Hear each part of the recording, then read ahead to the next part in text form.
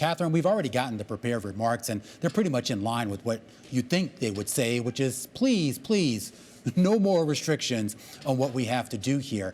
Give us a sense here as to why, I know why they're saying that, but give us a sense here as to whether they have a case to make.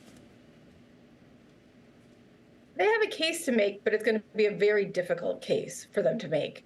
As a practical matter, a lot of what's going on is implementing international obligations under Basel III. The Fed has done so in a somewhat more aggressive way, but a lot of that aggressiveness comes in standardization, and that's trying to deal with the gamesmanship they've seen in the past with banks trying to use advanced standards to really favor their own interests over regulatory safety. So I think it is going to be a conversation. It's certainly going to be a much more contentious hearing tomorrow because of the proposals. And there might be some modest modifications that come out of both tomorrow's hearing and the overall comment period.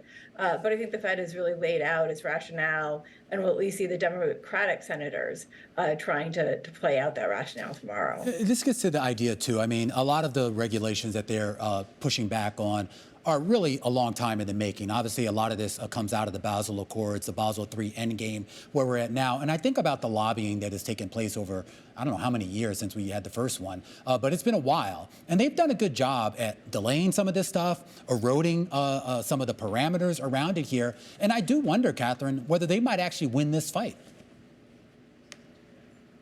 You know, you never know for sure. That being said, there's a lot of ground that Vice Chair Michael Barr and the other bank regulators are standing on in trying to go forward with this.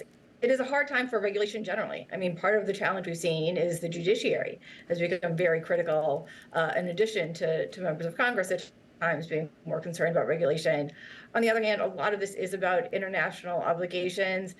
And also, while the story the banks are telling is really focused on small businesses and consumers, looking at that prepared testimony for tomorrow, some of the banks, such as Goldman Sachs, were frank that really a lot of the proposals are focused not on an across-the-board capital raise, but on particular types of activity, including market making and the support and the role that banks play in the capital markets.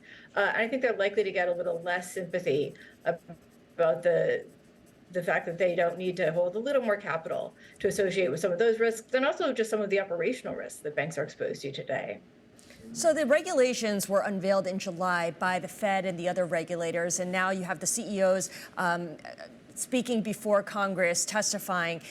Where are we in this process of these regulations being enacted? I know there's still a period where public opinion could be swayed, but are we kind of 2/3 of the way there, 3/4 of the way there? I would say 3/4 sounds right, but it's always hard to know. So rulemaking at this point is a very long process.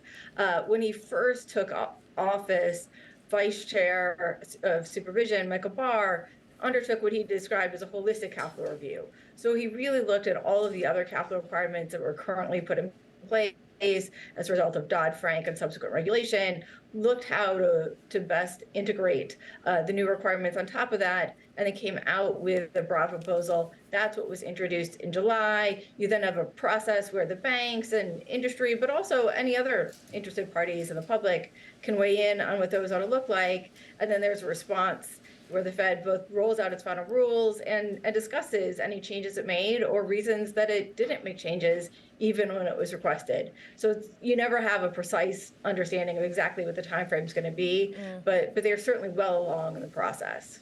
And these regulations apply to U.S. banks only, or all banks operating in the U.S.? And I ask because I wonder if foreign banks that have operations here in the United States, whether you're a French bank or a German bank, are looking at these regulations and kind of cheering it on because it levels the playing field for them a little bit. So it is going to apply to all banks that are operating in the United States. And it applies a little differently depending on kind of the nature of the bank. But really, this is going to help, I think level the playing field is probably a good term here. And part of what it's trying to do is to make sure that, given the full variety of different activities that banks engage in, that they really are holding capital that's commensurate with those risks. We were remiss in not talking about the role of private markets right now, Kathryn. Earlier today, we had a great interview with Mark Rowan and a few other executives over at Apollo. We should point out, There's no one from the private capital world on this list of folks scheduled to testify tomorrow, despite the fact there's been a lot of talk about expanding that umbrella of regulation to include private equity and private debt.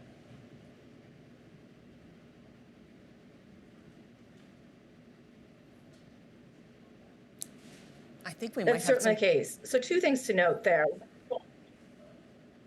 Go ahead, Kathryn. All right, so one of the challenges that we have going on is that we are in a situation where we don't have anybody testifying, but FSOC is moving forward with having finalized its guidance. So there's the possibility eventually that we'll have a designation of a non-bank company.